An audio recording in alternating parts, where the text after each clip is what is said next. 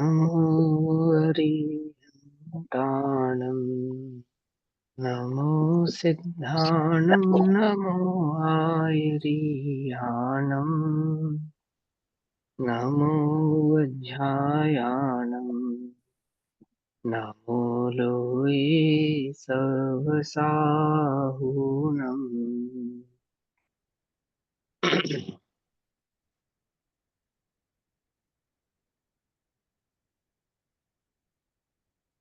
ओंकारं बिन्दुसंयुक्तं नित्यं ध्यायन्ति योगिनः कामदं मोक्षदं चैव ओंकाराय नमो नमः।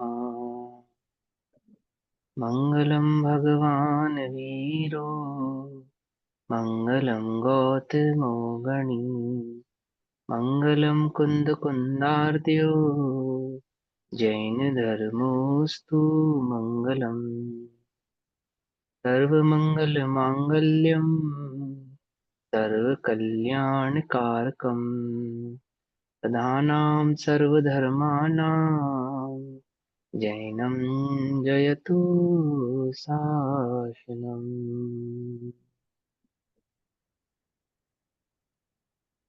तज्जयति परं ज्योतिः समं समस्तैरनन्तपर्याये दर्पणतिल इव सकला प्रतिफलति पदार्थमालिका यत्र।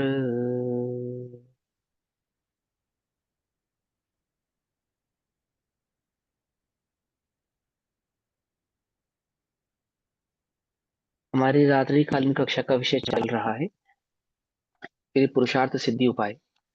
पुरुषार्थ सिद्धि उपाय में रत्नत्रय के स्वरूप को समझने के बाद, है ना, कि वह रत्नत्रय क्या है, मोक्ष मार्ग का सिद्ध स्वरूप स्वभाव है, अर्थात वह रत्नत्रय की प्राप्ति ही पुरुषार्थ सिद्धि का उपाय है। पेज नंबर 46 और श्लोक नंबर 16 पर हम आए हैं। अब 16वें नंबर के श्लोक में जो इस उपाय में लगते हैं उनका वर्णन करते हैं। किस उपाय में लगते हैं? उपाय आप भूलना नहीं, ठीक, क्योंकि आगे जो वर्णन आएगा इस उपाय की मुख्यता को ध्यान में रखोगे तो बात अच्छे से समझ में आएगी। क्या था उपाय? कि पहले जो कहा था कि संसार की बीजभूत कर्मजनित पर्यायों को आत्म रूप से अनेक रूप जानने का नाम ही विपरीत श्रद्धांत था। विपरीत श्रद्धांत क्या था? अपने एक चैतन्य ज्ञायक भाव स्वरूप को ना पहचान कर और संसार की अन्य पर्यायों में जो अहम भाव था उसका नाम था विपरीत श्रद्धान, उल्टा श्रद्धान। ठीक। फिर क्या कहा?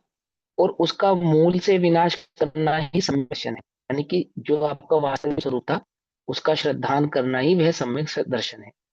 पेज नंबर 46 का भावार्थ पढ़ रहा हूं मैं। श्लोक नंबर 15 का भावार्थ पढ़ रहा हूँ। पढ़ना हमें आज श्लोक नंबर 16 है, लेकिन 16वें नंबर के श्लोक को पढ़ने से पहले 15वें नंबर के श्लोक का भावार्थ आपको याद रहना चाहिए। क्या है उपाय?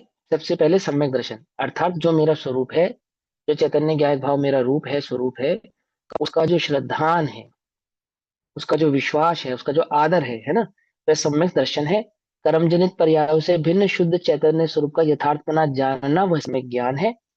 और कर्म जनित पर्यायों से उदासीन होकर, किससे उदासीन होकर? कर्म जनित पर्यायों से उदासीन होकर, अर्थात वो जो मिश्रित भाव वाली पर्याय नहीं है, जो मेरी पर्याय नहीं है ये कहो, अथवा जो पर की पर्याय है। और कर्म जनित पर्याय यानी कि मिथ्यात्व, राग, द्वेष, मोह आदि, इन सब पर्यायों से उदासीन होकर, उदासीन माने इनकी दृष्टि नहीं करना, इनकी ओर उपयोग का नहीं जाना, इसकी ओर विकल्प नहीं होना, उसका नाम है उदासीन। उदासीन माने वो उदासीन नहीं, दुखी, ये दुनिया ये महफिल मेरे काम की नहीं, ऐसा उदासीन नहीं। है ना। विरक्त उदासीन होना। तो, हाँ, उदासीन तो वीतराग भाव परिणाम का नाम है। जो प्रसन्नता है विघ्नता उसके अंदर, कहाँ प्रसन्नता है?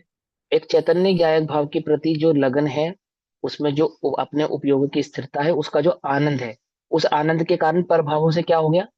उदासीन हो गया। सर ठीक है विमुख ना। होना, देखो, उससे विमुख होना बोल सकते हैं ना। विमुख हो गया, हाँ विमुख है, विमुख है। देखो सुनो, मैं अभी समझाता हूँ उदासीन का अर्थ। और फिर उसके बाद क्या है? और कर्म जनित पर्याय से उदासीन होकर स्वरूप में अकंप स्थिर रहना, सो सम्यक चारित्र है। ये मूल मार्ग है। सम्यक दर्शन, सम्यक ज्ञान, सम्यक चरित्र क्या हुआ? एक निज चैतन्य ज्ञान भाव स्वरूप को जानना, उसकी श्रद्धा करना और उसमें स्थिर रहना, ये हमारा एक मूल मात्र पुरुषार्थ सिद्धि का उपाय है। एक अब उदासीन देखो, एक होता है उपवास। वास माने ठहरना, उप माने नजदीक, स्वरूप के नजदीक, आत्मा के नजदीक ठहरना, सो हो गया उपवास। और उद आसीन अर्थात उनके नजदीक आसीन नहीं होना, ठहरना, नहीं ठहरना। समझ में आया? आसीन, आसन कहते हैं ना, आसन ग्रहण करो। आसीन होइए, आसीन होइए मतलब पधारिए, आइए मेरे पास आसीन होइए, मेरे पास बैठिए। और उदासीन मतलब उनके नजदीक नहीं जाना। तो कैसे नजदीक गया था ये, पर पदार्थ के नजदीक कैसे गया था? उपयोग वहां पे जो रमण करता था वह था पदार्थ के, पर पदार्थों के नजदीक जाना, कर्मजनित पदार्थों के नजदीक जाना, अर्थात कर्मजनित पर्यायों के नजदीक जाना, है ना। उपयोग, जोड़ा, अपने को जोड़ना, अपने को पर पर्यायों में जोड़ना, उपयोग। अब वहां से उपयोग क्या हो गया? उदासीन। अब वहां उपयोग ठहरता नहीं है, उनके नजदीक उपयोग अब रुकता नहीं है, उनके समीप, उनके पास वह अपना उपयोग जाता नहीं है। कहाँ जाता है? रूप में आ गया ना, रूप में आ गया ना, अब उनके पास नहीं जाता है ना, ऐसा। जो इस उपाय में लगते हैं उनका वर्णन करते हैं। समझ गए किस उपाय में लगना है? रत्नत्रय के उपाय में लगते हैं, उसका वर्णन करते हैं श्लोक नंबर 16 में। तो क्या कहते हैं सुनो। अनुसरतान पद में तत् करम्बिताचार नित्य निर्भिमुखा एकांत विरति रूपा भवती मुनि नाम लोक की वृत्ति है। मुनियों का स्वरूप बता रहे हैं, जो इस उपाय में लगते हैं उनका वर्णन करते हैं। इस उपाय में लगने वाले मुनिजन है, और ग्रंथ तो श्रावकाचार का है, तो मुनियों का स्वरूप क्यों बता रहे हैं? उपाय में लगने वाले मुनिराजों की चर्चा क्यों कर रही है? रत्नत्रय के उपाय में लगने वाले मुनिजनों की चर्चा क्यों हो रही है इसके अंदर, है ना। तो देखो, श्रावकाचार ग्रंथ का जो उद्देश्य है, एम है, वो क्या है? क्या है? मुनि होना। जो श्रावकाचार के ग्रंथ होते हैं वो क्यों लिखे जाते हैं? श्रावक का आत्मा। उद्देश्य क्या है? श्रावक का लक्ष्य क्या है? श्रावक बने रहना या मुनि होना?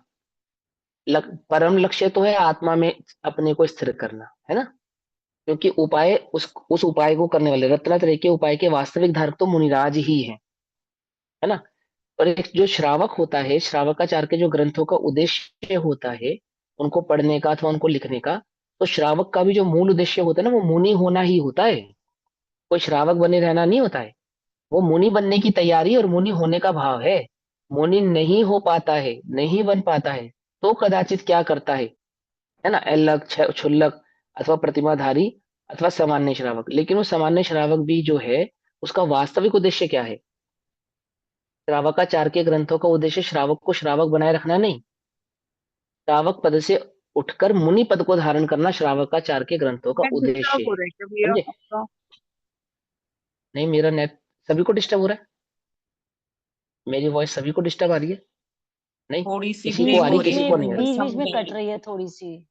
पर समझ आ सभी रही के है। सभी को, हम्म, हम्म। हाँ। सभी के साथ नहीं हो रहा ना? हाँ, तो अच्छा सभी के नीचे साथ नहीं नहीं हो आ रहा भाई।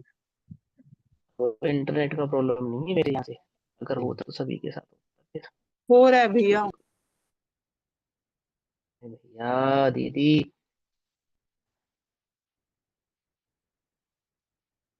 अब एक दो को नहीं हो रहा तो उनका पता नहीं कैसे नहीं हो रहा।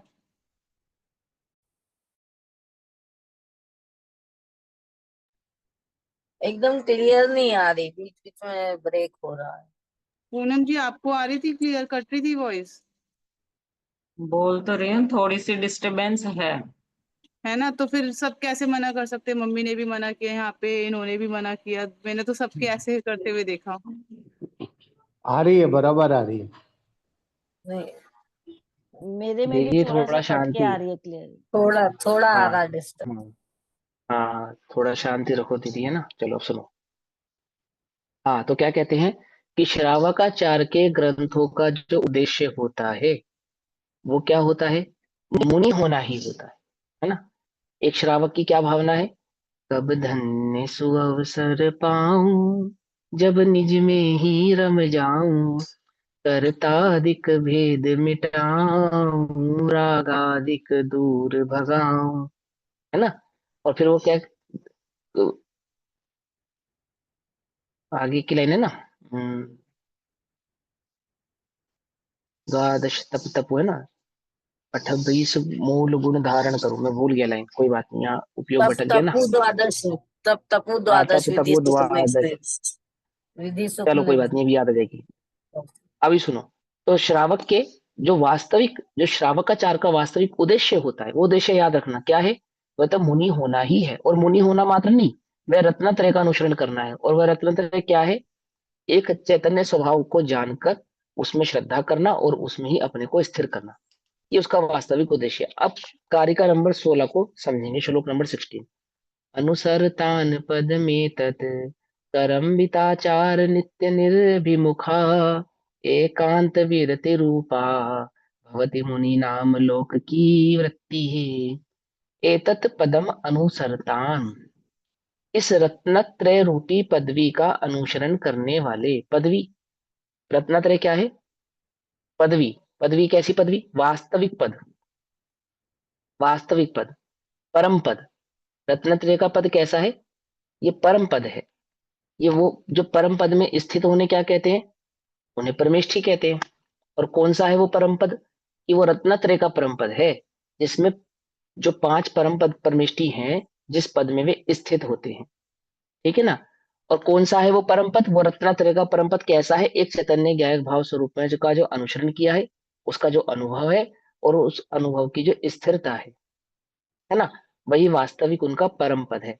इस रत्नत्रय रूप पदवी का अनुसरण करने वाले, अर्थात इस पदवी को प्राप्त हुए, मुनि नाम, मुनियों की वृत्ति, वृत्ति अर्थात उनका आचरण, उनकी मन वचन काया की चेष्टा तथा उनका उपयोग, समझे। वृत्ति का जो अर्थ है ना, सब जगह अलग अलग हो जाता है। आचरण को भी वृत्ति कहते हैं, मानसिक विचार को भी वृत्ति कहते हैं, और उपयोग जहां है उसको भी वृत्ति कहते हैं, अभिप्राय को भी वृत्ति कहते हैं, है ना। कर्मविताचार नित्य निर्भिमुखा, अर्थात पाप क्रिया मिश्रित आचारों से सर्वथा प्राणमुख ओहो। कैसी क्रिया प्राणमुख, पाप क्रिया मिश्रित, पाप क्रिया अर्थात जिनकी क्रिया कैसी नहीं है, पाप में नहीं है। क्रिया मतलब, क्रिया मतलब, क्रिया मतलब शारीरिक क्रिया नहीं, क्रिया का मतलब है मन वचन काय की क्रिया। और मात्र मन वचन काय की क्रिया क्रिया नहीं, अभिप्राय की क्रिया। और मात्र अभिप्राय की क्रिया भी नहीं, मैं तो आत्मा हूं ना, तो वो उपयोग का परिणाम है, वो क्रिया। समझ नहीं बात, हमारी क्रिया कैसी है, हमारी क्रिया कैसी है, सुबह उठने से लेकर छोड़ो, रात्रि में शयन करने से लेकर, जो हमारा शयन करने का तरीका है वो कैसा है, पाप मिश्रित है या नहीं। बढ़िया एसी हो, डल्लब का गद्दा हो, है ना, कभी यहाँ करवट ले रहे हैं, कभी वहां करवट ले रहे हैं, मच्छर परेशान करे तो ऑल आउट चला रहे हैं, है ना। और फिर सुबह उठना, अनछने पानी से नहाना धोना और आदि आदि क्रिया करना, ऐसा ऐसा करना, शारीरिक कर्म करना। और जितने भी कार्य हम करते हैं, कमाना खाना भोजन करना, है ना, उस आना जाना, हमारा चलना, हमारा उठना, हमारा बैठना कैसा है, पाप मिश्रित है या नहीं है, है ना। और मुनिराजों की क्रिया कैसी है, उनका स्वरूप कैसा है, जिनका मन वचन काय तो पाप मिश्रित है ही नहीं, अर्थात जिनकी वृत्ति अभिप्राय और उपयोग का परिणमन भी पाप मिश्रित नहीं है। आई बात समझ में, कौन है जगत में परम पद में स्थित मुनिराज, जिनका आचरण पाप मिश्रित नहीं है। आहा, इनके आचरण में पाप नहीं है। पंच महाव्रतधारी वे मुनिराज कैसे हैं, जिनके चित्त में भी पाप नहीं है, जिनके विकल्पों में भी पाप नहीं है, जिनके उठने बैठने बोलने, उठने बैठने बोलने चलने सुनने और भोजन आदि की क्रियाओं में क्या नहीं है, पाप नहीं है। कैसे चलते हैं मुनिराज, किस विकल्प के साथ चलते हैं मुनिराज, है, समझ में ये बात नहीं, समझ में आई? पाप नहीं है। पाप किसको कहना, जो 5 इंद्रिय के विषय भोगों की आसक्ति है ना, जो जो हिंसा झूठ चोरी कुशील परिग्रह का परिणाम है, जो 4 आदि कषायों का परिणाम है, वो क्या है, वो पाप है। मुनिराजों के चित्त में क्या नहीं है, वो 4 कषाय, वो 5 पाप, वो विकल्प, 5 पाप संबंधी, 5 इंद्रिय संबंधी, विकल्प ही नहीं है, चित्त ही नहीं है। ऐसा विकल्प नहीं है चलते समय, अरे धूप बहुत तेज है, पाँव में कांटे चुभ रहे हैं, ऐसा नहीं है। क्यों? उदासीन है ना, उदासीन। उदासीन माने उसके समीप वास नहीं करते, किसके? पर क्रिया के, पर पदार्थ की क्रिया के, पर पदार्थ के परिणमन के, पर पर्यायों के। जिसको क्या कहा था? जिसको क्या कहा था? कर्म जनित पर्यायों को आत्म रूप से, अपने रूप से जानने का नाम विपरीत श्रद्धांत था। तो कर्म जनित पर्यायों से जो उदासीन है, समझ में आई बात? नहीं समझ में आई? तो ये शरीर कर्म जनित पर्याय है या नहीं है? और इस शरीर से मुनिराज कैसे हैं? उदासीन है।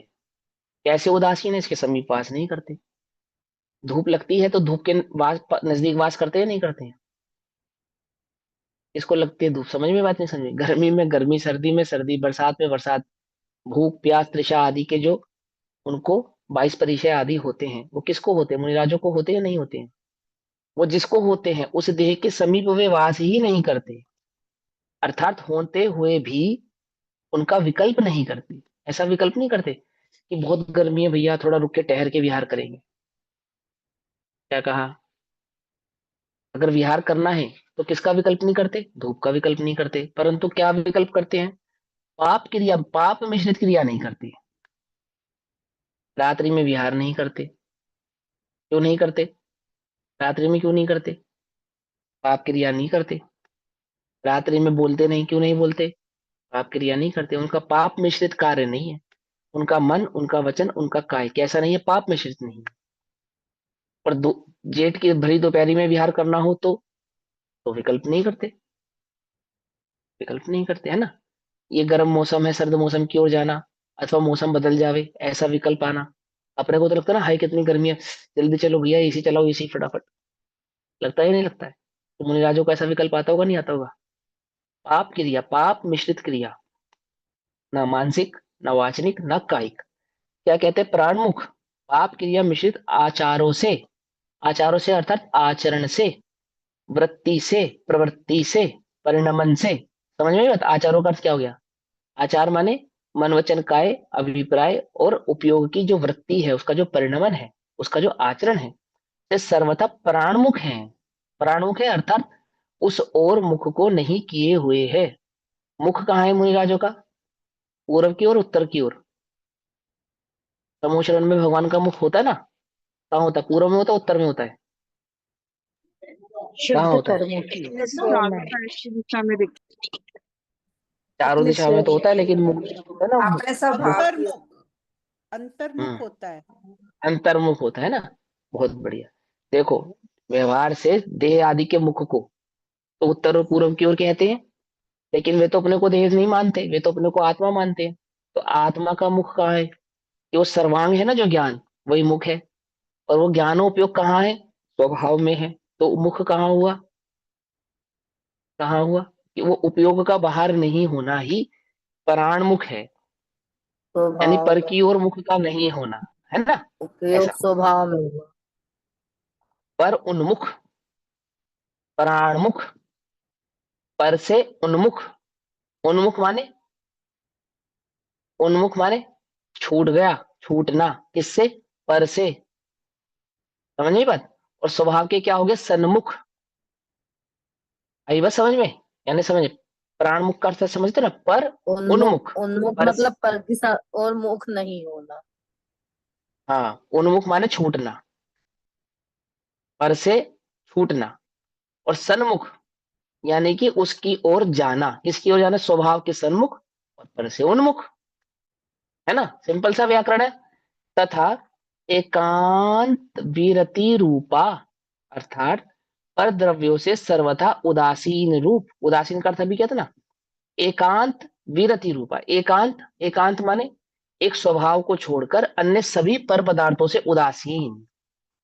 सर्वथा उदासीन, सर्वथा, सर्वथा माने ऑलवेज, ऑल टाइम। समझे? द्रव्य क्षेत्र काल भाव चारों से ही, पर के समस्त प्रकार के भावों से, पर के समस्त प्रकार के परिणमन से, पर के समस्त प्रकार की अवस्थाओं से क्या है? प्राणमुख हैं। उस ओर दृष्टि नहीं करते हैं। कैसी भी स्थिति बनती हो उस ओर दृष्टि नहीं करते हैं। देह की क्या योग्यता हो, क्या स्थिति बनती है, उस ओर दृष्टि नहीं करते हैं। एकमात्र दृष्टि कहाँ है उनकी? स्वभाव की ओर, आत्मा की ओर। मैं आत्मा हूं ऐसा मानकर ही जीते हैं, आत्मा हूं ऐसा मानकर ही प्रवृत्ति करते हैं, है ना। और मानकर मतलब काल्पनिक मानकर नहीं, उसका अनुभवन करके, वास्तविक मैं आत्मभाव हूं इसका अनुभव करके एक आत्मभाव के साथ ही जीते हैं। बताया ना समय सार जी में, आत्मा का क्या है, आत्मा का लक्षण क्या है ना, क्या है लिंग, जीव का ज्ञान मुनिराजों लिंग। का क्या लिंग है? ज्ञान लिंग। ज्ञान लिंग। मुनिराजों का लिंग बताया वहां, क्या लिंग है मुनिराजों का? ज्ञान लिंग। ज्ञान लिंग ही एकमात्र लिंग, माने पहचान, लिंग माने पहचान, है ना। द्रव्यलिंग या भावलिंग, बोले ज्ञान लिंग। ज्ञान लिंग ही द्रव्यलिंग भी है और भावलिंग भी है। वास्तविक द्रव्यलिंग और भावलिंग तो ज्ञान लिंग है, मतलब उस ज्ञान लिंग की व्याख्या है द्रव्यलिंग और भावलिंग के आधार से, है ना ऐसा। पर द्रव्यों से सर्वथा उदासीन रूप और अलौकिकी अर्थात लोक के विलक्षण प्रकार की होती है। लोक से विलक्षण प्रकार की होती है, लोक से मतलब जो लौकिक जनों की वृत्ति होती है, जो लौकिक जनों का कार्य होता है, जो लौकिक जनों की चेष्टाएं होती हैं, मुनिराजों की चेष्टाएं अलौकिक होती हैं या विलक्षण होती हैं, लौकिक जनों से विलक्षण होती है। विलक्षण का क्या अर्थ है? एक तो हो गया विपरीत लक्षण वाली, लौकिक जनों की वृत्ति कैसी है? पाप मिश्रित। और मुनिराजों की कैसी है? कि पाप मिश्रित नहीं है, तो विपरीत लक्षण वाली। जो अन्य जनों का लक्षण है, जो लौकिक जनों का लक्षण है, वो कैसा है? वो पाप मिश्रित है। और मुनिराजों का कैसा है? विलक्षण है, अर्थात लौकिक जनों से विपरीत लक्षण वाला है। और एक कह सकते हैं विशेष लक्षण वाला, विशेष लक्षण वाला, है ना। विशेष लक्षण कैसा है? तो छह द्रव्यों का, जीव द्रव्य का विशेष लक्षण कौन सा है? ज्ञान। सामान्य और विशेष दो है ना। तो सामान्य तो अस्तित्व, वस्तु, द्रव्य, प्रवृत्ति आदि, और विशेष कैसा है? ज्ञान, दर्शन, सुख, वीर्य, चारित्र आदि, वो विशेष है। और वे अपने को क्या मानते हैं? शरीर मानते हैं या आत्मा मानते हैं? आत्मा मानते हैं। तो उनका विशेष लक्षण किस रूप से हुआ? वो ज्ञान स्वभाव ही उनका एक विशेष लक्षण जो हुआ। समझिए बात। विलक्षण प्रकार की भवती अर्थात होती है। टीका करते हैं,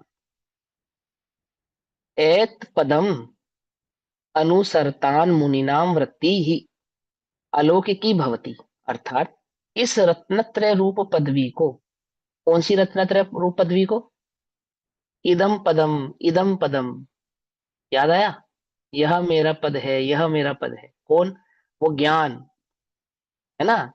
वो ज्ञान ही मेरा पद है। आचार्य देव कहते हैं ना, बुलाते तुम कोई सो रहा हो, यही तेरा पद है, यही तेरा पद है। आचार्य अमरचंद्र देव ने कहा 201 202 नंबर की शायद गाथा की टीका में, यह ही तेरा पद है, यही मेरे तेरा पद आत्म अभिराम। है। है ना। इदम पदम, इदम पदम, है ना। यही तेरा पद है। एक ज्ञान स्वभाव में रहना, स्थिर रहना, उस अपने उपयोग को उस ज्ञान भाव में रखना, यही तेरा पद है। इस ज्ञान भाव को कहता है रत्नत्रय। दर्शन ज्ञान चारित्र की एक ज्ञान भाव रूप प्रवृत्ति का नाम है रत्नत्रय। तो क्या कहते हैं? इस रत्नत्रय रूप पदवी को प्राप्त हुए महामुनियों की रीति, मुनि भी कैसे? महामुनि है। रीति लौकिक रीति से मिलती नहीं है। जैसे लौकिक जनों की रीति है, ऐसी मुनिराजों की रीति नहीं है। लौकिक जनों की रीति तो कैसी है? पांच इंद्रिय के विषय कषाय स्वरूप होती है। और मुनिराजों की रीति कैसी है? जो पांच इंद्रिय के विषय कषाय स्वरूप होती नहीं, जो इंद्रियों के लिए नहीं, आत्मा के लिए जीते हैं। समझ बात। जो इंद्रियों की पूर्ति के लिए अपने जीवन को यापन नहीं करते। लौकिक जन, उनकी रीति क्या है? बाप बड़ा ना भैया, सबसे बड़ा रुपया, है ना। ये रीति है या नहीं है? यही तो रीति है लौकिक जनों की, और क्या रीति है? लेकिन मुनिराजों की रीति ऐसी नहीं है। मुनिराजों की रीति कैसी है? वह तो एक एक चैतन्य ज्ञायक भाव मात्र में ही अपने को रमण करते हैं, उसी का एकमात्र आस्वादन करते हैं, उसी का एकमात्र भोग करते हैं, उसी का उपभोग करते हैं। और कदाचित देह आदि की जो क्रिया भी करते हैं, तो कैसी करते हैं? 28 मूल गुणों का निरतिचार पालन और 22 परिचय का निरंतर सेवन, वे मुनिराजों का वास्तविक लक्षण है। बाहरी, बाहरी और अंतरंग लक्षण कौन सा है? वो एक चैतन्य ज्ञायक भाव की उपासना, एक चैतन्य ज्ञायक भाव का ही रमण, एक चैतन्य ज्ञायक भाव से ही जो निरंतर जिसमें विहार करते हैं। ज्ञान ही इनका, जिनका एकमात्र लिंग है, ऐसा है ना। ऐसा नहीं लौकिक रीति जैसा सर्दी गर्मी भूख प्यास आदि का वहन नहीं कर पाती हूँ, ऐसे नहीं है मुनिराज। ऐसा नहीं है। एसी में बैठे वो मुनिराज नहीं है। पाँव चलते हो तो पाँव में जूता चप्पल पहनते हो वो मुनिराज नहीं है। कपड़ा लपेट लेते हो वो मुनिराज नहीं है। समझना, उल्टा नहीं पकड़ना भैया। क्यों? क्योंकि वो जो 22 परिचय है ना, 22 परिचय, वो तो लक्षण है उनका। वो जो ज्ञान स्वभाव है, उसकी जो एकता है, रमणता है, वो तो लक्षण है उनका। 5 इंद्रिय के विषय कछाव की प्रवृत्ति न होना, वो तो लक्षण है उनका। विलक्षण है ना, विलक्षण, लोक की रीति से विलक्षण है ना। वो तो विशेष लक्षण है उनका, क्या? कि 5 इंद्रिय के विषयों के लिए कोई कार्य नहीं करेंगे। आंख को क्या भाता है? क्या भाता है मुनिराजों की आंखों को? हम्म? भीड़। क्या ज्ञान, सुहाता है? हैं? एकत्वपना।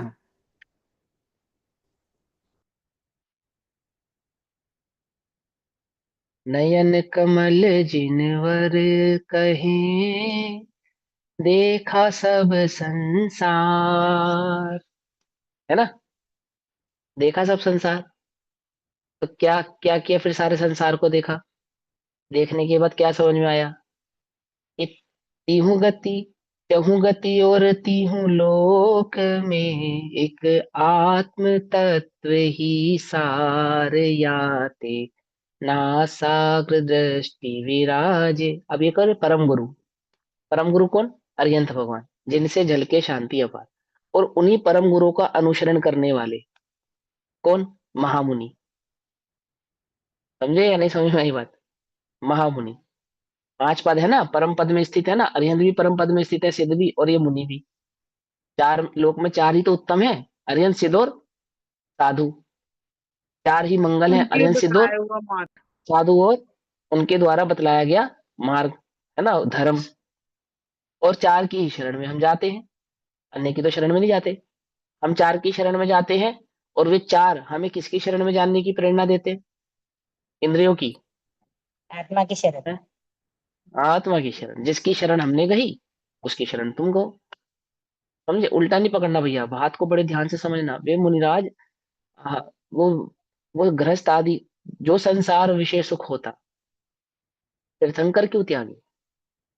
है ना? काहे को शिव साधन करते संयम सो अनुराग। जिनका अनुराग एकमात्र संयम है। संयम माने, संयम अर्थात कर्म जनित पर्यायों से हाँ, उदासीन होकर स्वरूप में अकंप स्थिर रहना, ये संयम है। वीतराग भाव। सम्यक चरित्र की, है ना, वीतराग परिणाम।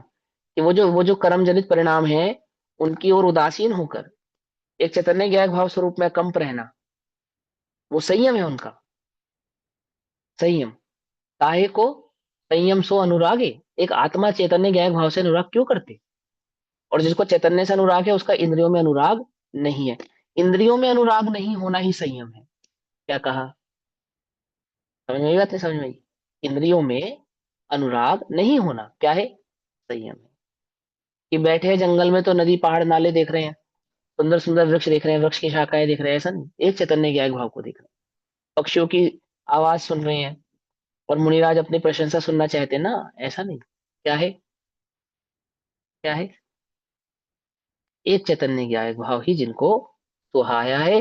अन्य कोई भाव उन्हें सुहाया नहीं। इंद्रिय के भोग जिन्हें सुहाते नहीं है, कैसे लगते हैं? विषसम, मधुर विषसम, और लावण्यमयी, कंचन काया। यह सब कुछ, यह सब कुछ जड़, जड़ की क्रीड़ा है।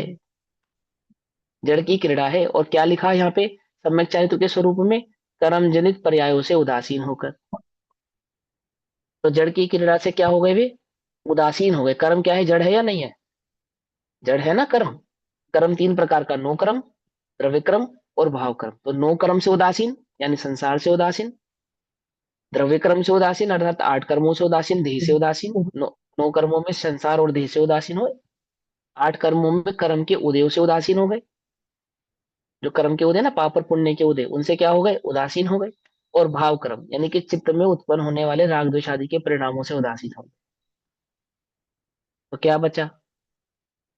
एक चैतन्य ज्ञायक भाव बचा। और उस चैतन्य ज्ञायक भाव के साथ होने वाली जो शारीरिक देहादिक प्रवृत्ति है, उसका नाम है संयम, वास्तविक संयम। समझ में आई बात? सच्चा संयम। ऐसा नहीं कि हमने तो दुकानदारी छोड़ दी, चल मैं तुझे आशीर्वाद देता हूँ कि तेरी दुकानदारी चले, ऐसा नहीं। ऐसा नहीं। समझ में आई बात? नहीं समझ में आई? ऐसा नहीं। एकमात्र सुखी होने का उपाय क्या है? जो एकमात्र सुखी होने का उपाय संयम है। वास्तविक संयम तो सम्यक चारित्र है, अर्थात आत्मा की रमणता है।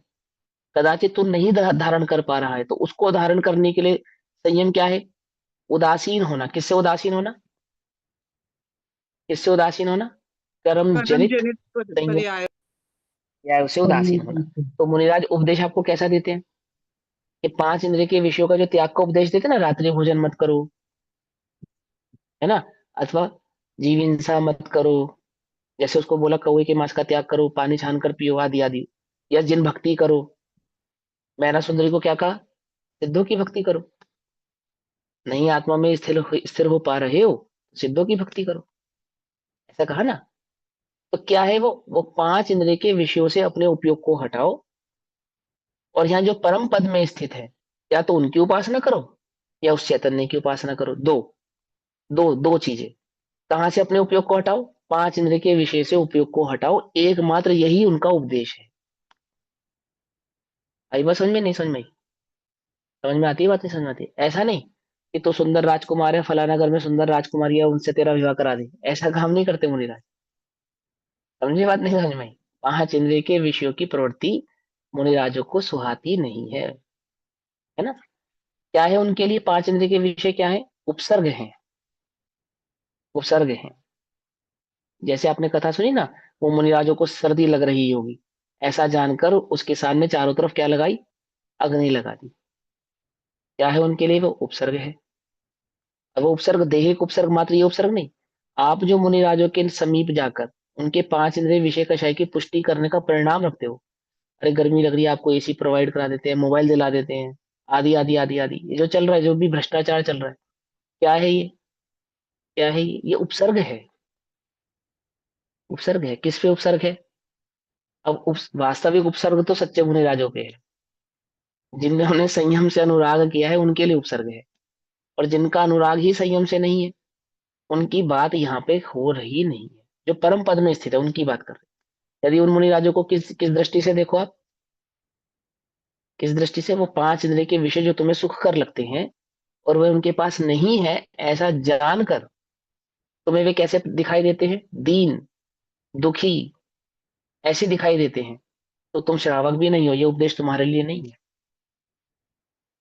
उपदेश तुम्हारे लिए नहीं है। बात समझ में आई या नहीं समझ में आई? पकड़ पा रहे हो बात को? नहीं पकड़ पा रहे हो? देखो क्या कहते हैं,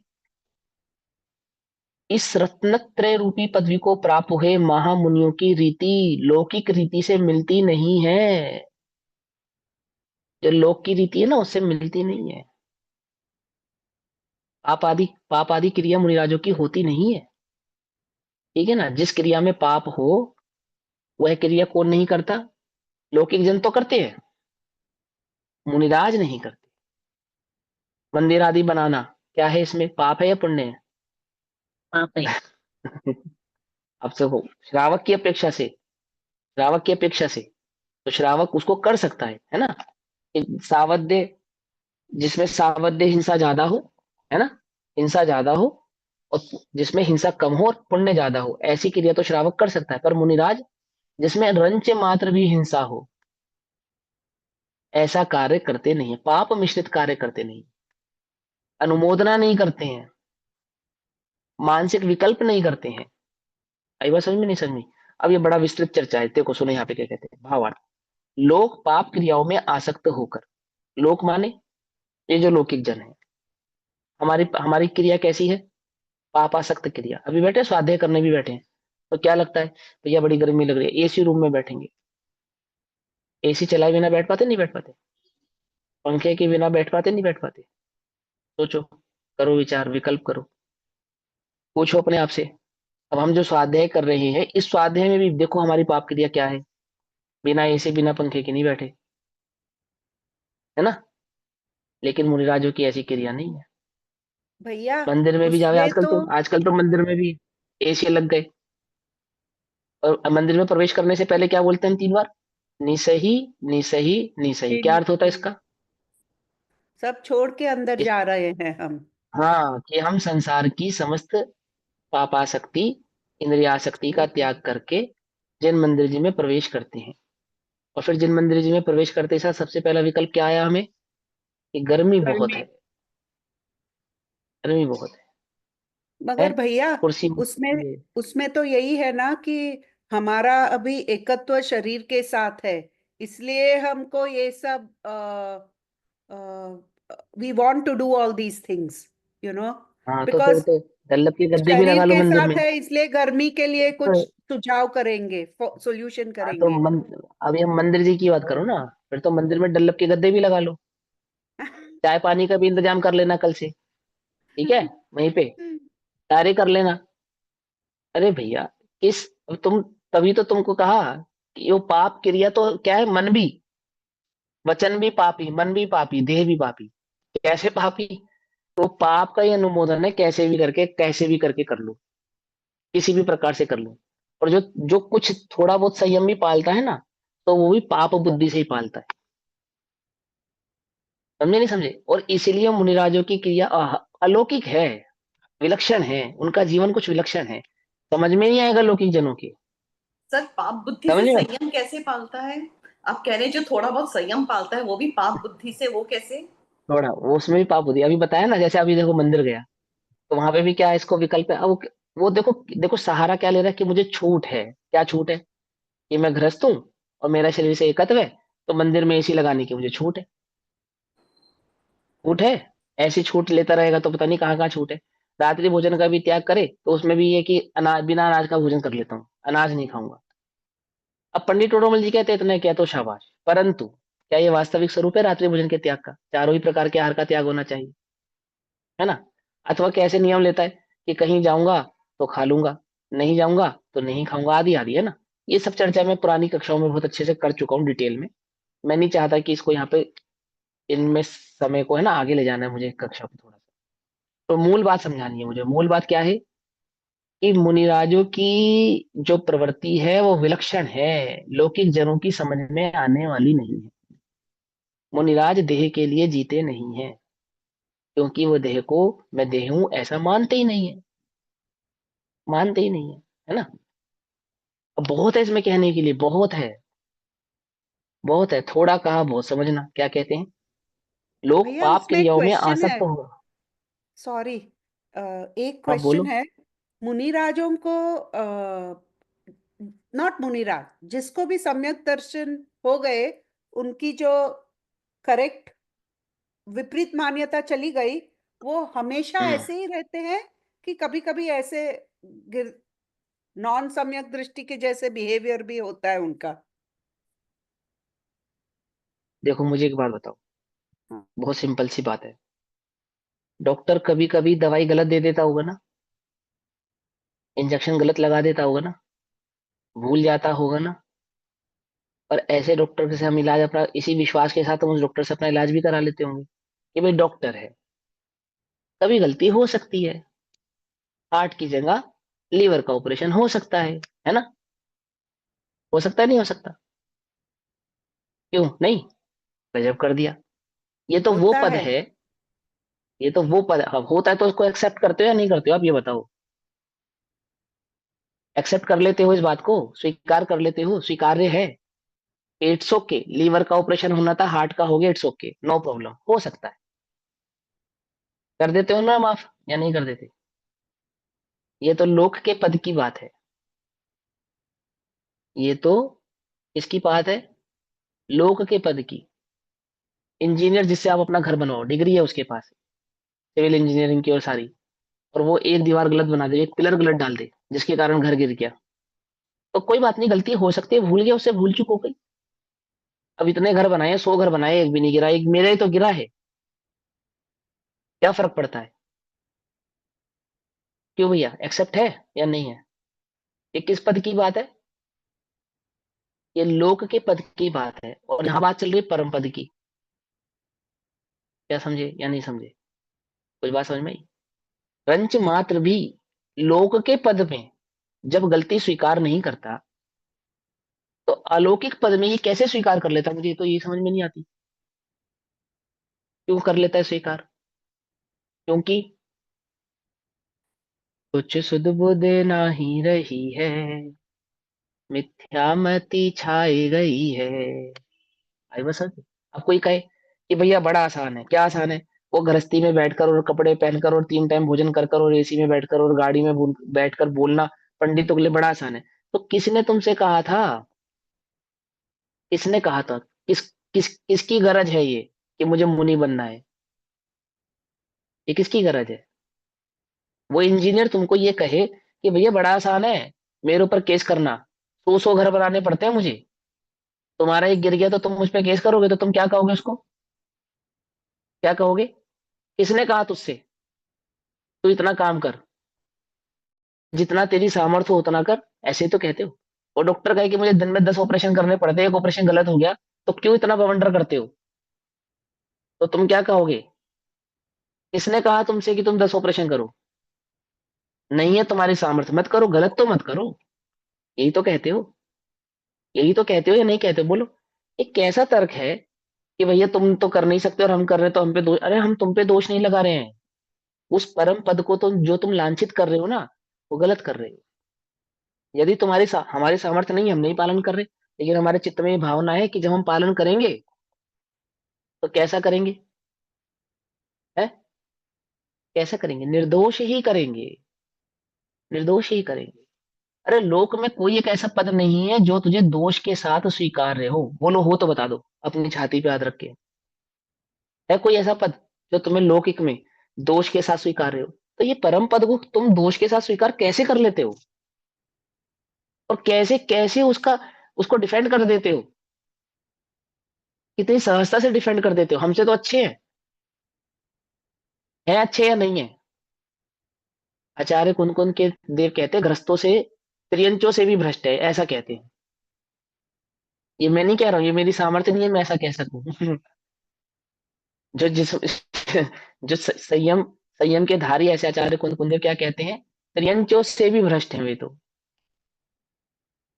क्या कहा? कुछ बात समझ में आई या नहीं समझ में? अब वस्तु स्वरूप को समझो भैया, वस्तु स्वरूप को समझो। कोई किसी के लिए नहीं, अपने लिए समझो, अपने मार्ग की प्रशस्तता के लिए समझो। संसार में परिभ्रमण करने के लिए मत समझो।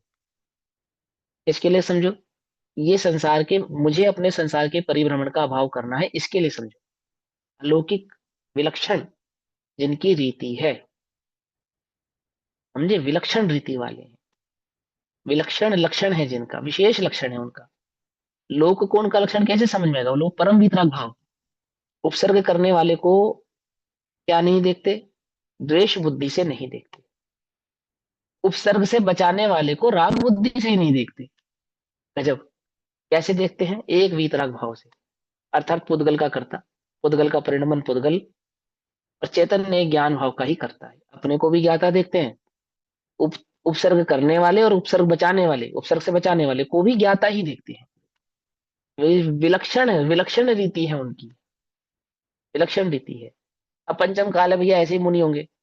बोलो भैया, कहते हो तुम पंचम काल है ऐसे ही डॉक्टर होंगे? कोई बात नहीं, करा लो इलाज। जो दिल की जगह लीवर का ऑपरेशन करता हो, ऐसे डॉक्टर से करा लो इलाज। पंचम काल है, ऐसे डॉक्टर होते हैं आजकल। है, मालूम भर चल जाए तुमको कि इसने 5 साल पहले एक केस खराब कर दिया था, मालूम भर चल जाए, तो तुम अपना इलाज उसे कराने तैयार नहीं हो। बोलो। और जो साक्षात ही दिख रहा है।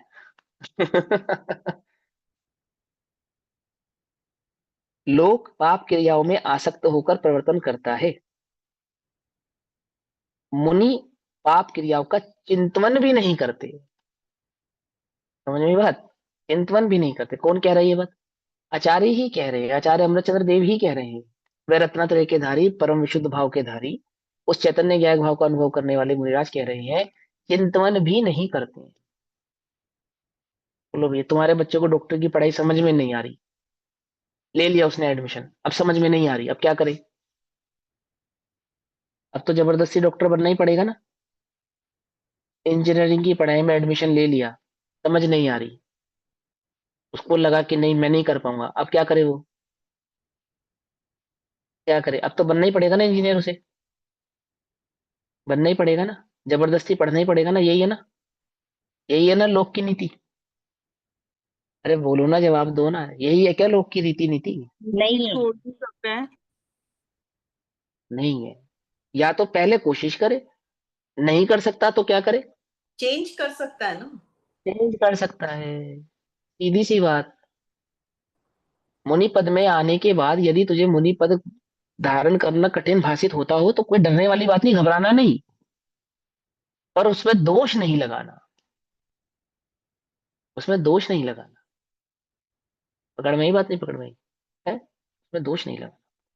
लोग अनेक प्रकार से शरीर की संभाल और पोषण करता है।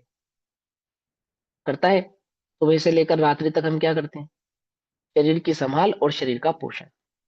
भले ही हम कहें हम मुमुक्षु हैं, हम आत्मा वाले हैं और आत्मा का चिंतन करते हैं, परंतु पोषण किसका करते हैं, संभाल किसकी करते हैं, आत्मा की या शरीर की? बोलो। तुम्हारे भोजन में थोड़ा भी नमक कम रह जावे तो किसको संभालते हो? शरीर जुबान को। तक तो संभाल नहीं पाते क्या? जुबान तक तो हम संभाल नहीं पाते। संभाल पाते, नहीं संभाल पाते? बोलो। कोई तुमसे कोई ऊंचा बोल दे, तुम्हारे विरुद्ध बोल दे, किसको संभालते हो तुम?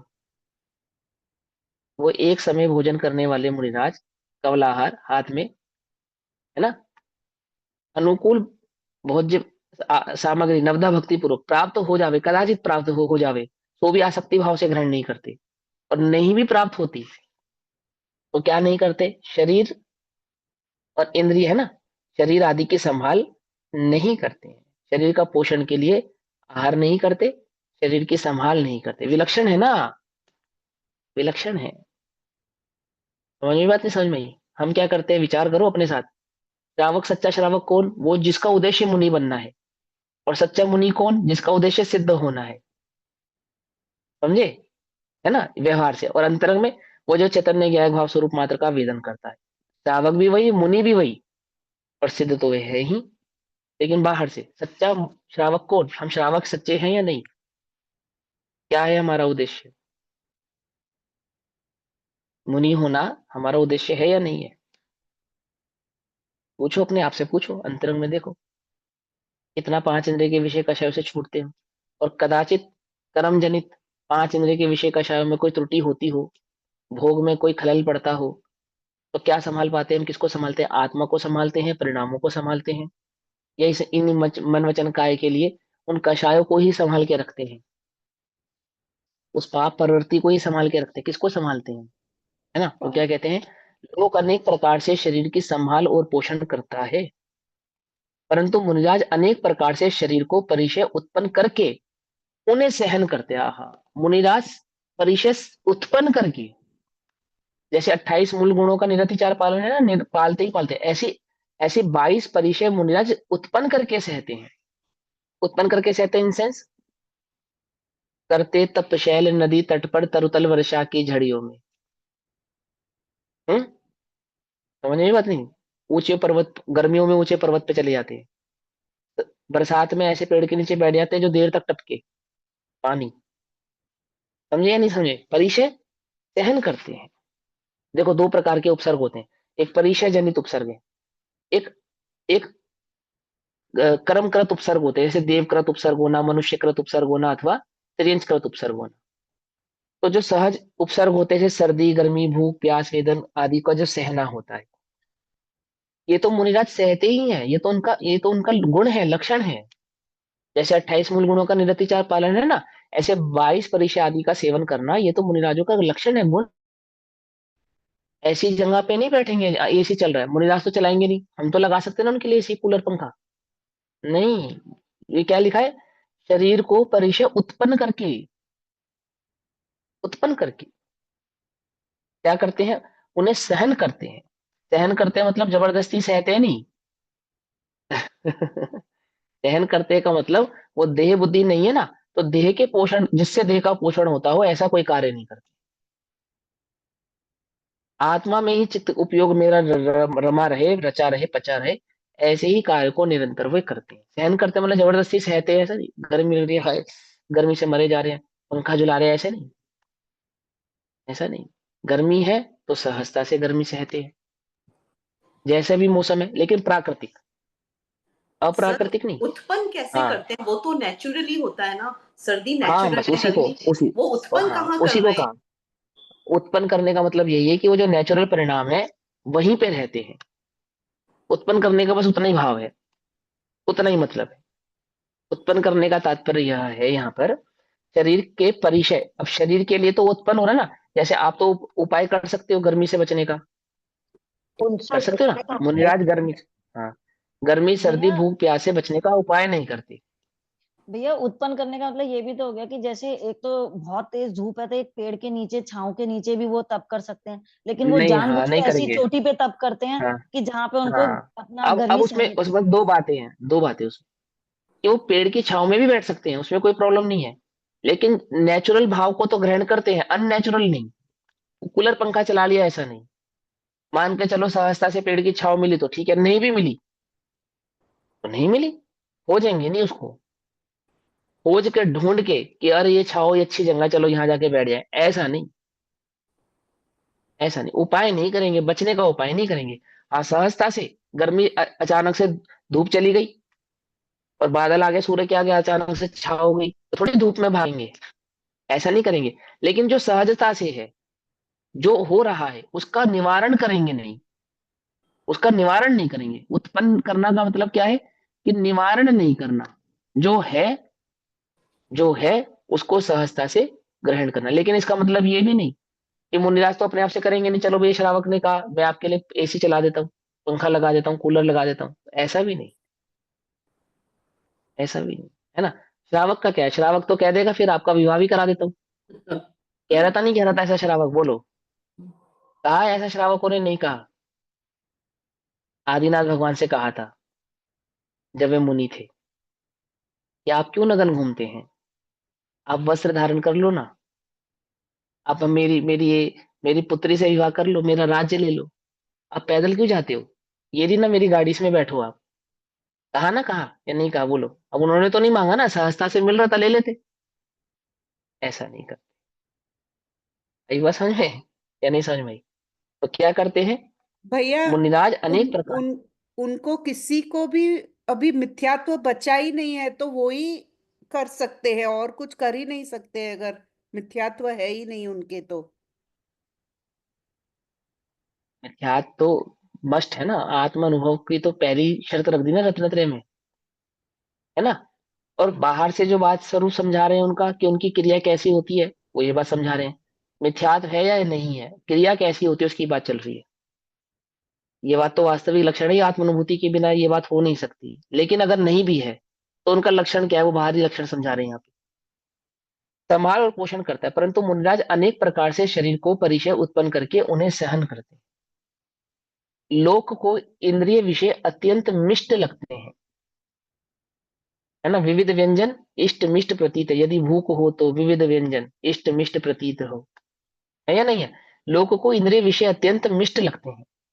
इंद्रियों के विषय, अच्छी अच्छी बातें सुनना, मधुर संगीत सुनना, अपनी तारीफ सुनना, सुंदर सुंदर नृत्य देखना, दृश्य देखना, है ना, अच्छी अच्छी पकवान खाना, बढ़िया सुंदर वस्त्र पहनना, अपने अनुकूल स्पर्शन इंद्रिय के अनुकूल सामग्री की प्राप्ति होना, क्या लगता है, लोगों को इंद्रिय के विषय अत्यंत मिष्ट लगते हैं। मुनिराजों को कैसे लगते हैं, हलाहल विष लगते हैं। समझे नहीं समझे, जो इंद्रियों को अनुकूल लगता है ना, वो मुनिराजों को विष लगता है। आई बात समझ में या नहीं समझ में? लोक को अपने पास जन समुदाय रुचिकर लगता है, बहुत लोग बैठे रहे, मेरी बात सुनने वाला हो, मेरे को देखने वाला हो, और मैं जो पढ़ा रहा हूँ मुझसे पढ़ने वाला हो, ऐसा नहीं मुनिराजों को। जबकि मुनिराज दूसरों का संयोग होने पर खेद मानते हैं, खेद मानते हैं। अब खेद मानते हैं मतलब दुखी होते हैं, ऐसा नहीं मत समझना। अर्थात वह उनकी रुचि का विषय नहीं है, ऐसा। बहुत जन सैलाब होना, भीड़ इकट्ठी होना, है ना, उदासीन इसकी अपेक्षा से, हाँ, असंयमियों की अपेक्षा से। असंयमियों को देखकर तो क्या होते हैं, खेदकीन होते हैं, है ना। और मुनिराज मुनिराजों को देखकर, संयम की प्रवृत्ति करने वाले मुनिराजों को देखकर, अरिहंतों को देखकर, भगवंतों को देखकर प्रसन्न होते हैं, उन्हें देख के भी प्रसन्न होते हैं। जो संयम में आसीन है, संयमस्थ है ना, जो सम्यक दृष्टि जीव है, जो रत्नात्रय के पालन करने वाले हैं, उनको देखकर तो प्रसन्न होते हैं। लेकिन ये जो भोगी जन होते हैं, इंद्रिय की विषय आसक्ति होते हैं, इनको देखकर प्रसन्न नहीं होते, तो दुखी होते हैं, उनसे उदासीन रहते हैं। वे उनकी रुचि का विषय नहीं, उन्हें अच्छा नहीं लगता, बहुत भीड़ इकट्ठी हो, बहुत, घर घर जावे, बुला कर लावे, हमारी कथा में आना, हमारी कथा में आना, हमारे प्रवचन में आना, ऐसा नहीं करते। ऐसा नहीं करते। ये मुनिराजों के विषय, ये लक्षण नहीं है उनका एक एक के पास जाना। क्यों? वो मुनिराज दो आकाशगामी विद्या वाले मुनिराज उतरे तो थे शेर के पास, उपदेश देने के लिए स्पेशल गए तो थे उसके पास। अरे उस हलू कर्मी जानकर, जानकर है ना, वो पात्र है ऐसा जानकर कदाचित उपदेश भी करते हैं, कदाचित उपदेश भी करते हैं, लेकिन बहुत भीड़ इकट्ठी होवे, बहुत मेरा नाम होवे, बहुत लोग मुझे जाने, है ना, और बहुत बहुत लोग मेरे भक्त बने, मेरे अनुयायी बने, ऐसा उनको विकल्प विचार होता नहीं है। ठीक है ना। लोक को अपने पास जन समुदाय रुचिकर लगता है, जबकि मुनिराज दूसरों का संयोग होने पर खेद मानते हैं। लोक को बस्ती सुहावनी लगती है, शहर को देखता है, बड़ी बड़ी मल्टीनेशनल, है ना, सिटीज को देखता है, तो क्या होती है, वो तो सुहावनी लगती है, किंतु मुनि को निर्जन स्थान ही प्रिय लगता है। निर्जन स्थान अर्थात जो जनों से रहित हो, जनों से रहित हो, जनों से मतलब जन, लौकिक जन से रहित हो, निर्जन। कहां तक कहे, महामुनि की रीति लौकिक रीति से विरुद्ध ही होती है। ये महामुनियों के लक्षण है, मुनियों के लक्षण है, परम पद में स्थित मुनिराजों के लक्षण है। उनकी रीति विरुद्ध ही होती है। कैसी है मुनियों की प्रवृत्ति? करम्बिता चार नित्य निरभि मुखा, अर्थात पाप क्रिया सहित आचार से प्राणमुख है। उनका मन, उनके वचन, उनकी काया, उनका चित्त, उनका उपयोग पाप से कैसा है? विमुख है। पांच पाप, पांच इंद्रिय के विषय, चार कषाय का जहां पर सेवन नहीं होता हो, ऐसा उनका परिणाम है। जो जहां इस प्रकार की उनको रुचि नहीं है। जिस प्रकार श्रावक का आचार, आचार माने, आचार माने आचरण, आचरण। आचरण है ना, पाप क्रिया से मिश्रित है। विचार करो, हमारा आचरण कैसा है? मिश्रित है। हमारा तो पाप क्रिया ही है मिश्रित भी नहीं है। सुधार करो। वैसे ही मुनीश्वरों का आचार में पाप का मिश्रण नहीं है, अथवा कर्मित अर्थात कर्म जनित भाव मिश्रित आचरण से प्राणमुख है। जो भी उनका आचरण है वह कैसा है कि वहां उपयोग एक चैतन्य ज्ञायक भाव स्वभाव का है, और जो मन वचन काय की प्रवृत्ति भी है तो वह कर्म जनित नहीं, कर्म जनित इन सेंस ऐसी नहीं है कि जैसा कर्म जैसा पाप आदि प्रवृत्ति हो, पांच इंद्रिय के विषय आदि कसाय की प्रवृत्ति, ऐसी नहीं है। इन सबका विवेक है, वहां पर विवेक है। उनकी प्रवृत्ति में कैसा है? निर्दोष, निर्दोष उनका पालन है। केवल निज स्वरूप का अनुभवन करते हैं। डार्क बोल्ड अक्षरों में लिखा, क्या करते हैं? केवल किसका अनुभव करते हैं? सर्दी गर्मी भूख प्यास मान अपमान सुख दुख का वेदन नहीं करते हैं। निज स्वभाव। एक निज चैतन्य ज्ञायक भाव का ही अनुभवन करते हैं, निज स्वरूप का ही अनुभव करते हैं। हम किसका अनुभव करते हैं? किस किसका अनुभव करते हैं? हम बोलो, कितनी चीजों का शरीर अनुभव का। करते हैं? है, सर्दी का भी करते हैं, गर्मी का भी करते हैं, मान का भी करते हैं, अपमान का भी करते हैं, भूख का भी करते हैं, प्यास का भी करते हैं, अच्छी बुरी हर बातों का हम अनुभव करते हैं। करते नहीं करते? पिक्चर देखने लगे सो पिक्चर का भी अनुभव करते हैं। कैसा? कि ऐसा मेरे साथ घटित होगा तो क्या होगा आदि आदि, उसको देखकर हर्ष विषाद करते हैं। करते नहीं करते? इमोशनल हो जाते हैं, प्रसन्न हो जाते हैं। ऐसा अनुभव नहीं करते हैं मुझे। कैसा अनुभव करते हैं? एक निज चैतन्य ज्ञायक भाव का ही अनुभव करते हैं। धन नहीं होने पर निर्धन अनुभव नहीं करते हैं। समझ में ये बात? और धन होने पर धनवान अनुभव नहीं करते। अब ये उल्टा नहीं पकड़ना, मुनिराजों के लिए नहीं कह रहा हूँ, वो जो सम्यक दृष्टि जीव है उनकी बात कर रहा हूँ उनके पास कौन सा धन है? वो चैतन्य धन है, ज्ञान धन है। ये पर धन की उनको आवश्यकता नहीं है। जहां देह अपनी नहीं तहां ना अपना कोई। जब देह बुद्धि ही त्याग दी उन्होंने, तो देह आश्रित वस्तुओं की तो उनको क्या ही बात है। इसलिए एकांत विरति रूपा, एकांत अर्थात पाप क्रिया के सर्वथा त्यागी हैं, अथवा एक निजी स्वभाव के अनुभव से सर्वथा पर द्रव्यों से उदासीन स्वरूप है। एक चैतन्य ज्ञायक भाव स्वद्रव्य को छोड़कर अन्य समस्त पर द्रव्यों से कैसे हैं? उदासीन स्वरूप है। रत्नात्रय के धारक महामुनियों की ऐसी ही प्रवृत्ति होती है। उनका आचरण, उनका चित्त, उनका उपयोग, उनका मन वचन का ऐसा ही होता है। यही उनका वास्तविक स्वरूप है, यही उनका सुंदर सहज जीवन है। मुनि सकल व्रति बड़ भागी, भव भोगन ते वैरागी, वैरागी हैं वो। किससे वैराग है उनको? किससे? समस्त पर भावों से वैराग्य है, समस्त पर भाव से। एक निजी चैतन्य ज्ञायक भाव के सिवा अन्य कुछ भी उन्हें भाता नहीं है, सुहाता नहीं। ठीक, ऐसा इन महामुनियों का स्वरूप है। अब उपदेश देने का क्रम बतलाते हैं। तो मुनिराजों का स्वरूप क्यों बताया? बोले वो जो रत्नत्रय का मार्ग है ना, उसके वास्तविक धारक तो मुनिराज ही है। उसकी वास्तविक अवधारणा को धारण करने वाले कौन है? कि उस उपाय में लगने वाले वास्तविक तो वे मुनिराज ही हैं। यदि तुम्हें उस रत्नत्रय का उपाय करना है तो क्या होना होगा? मुनि होकर करो, है ना। इसलिए वो मुनियों का स्वरूप पहले समझाया। लेकिन अब उपदेश देने का क्रम बतलाते हैं। तो 17 नंबर के श्लोक में उपदेश के क्रम की चर्चा करेंगे। सो अभी समय हुआ, तब तक के लिए सभी को जय जिनेन्द्र। ओम नमः सिद्धेभ्यः। निज निधि निज में बताई यह अनंत पुकार, उसके लिए जिनवाणी माँ को वंदना शतबार। नमो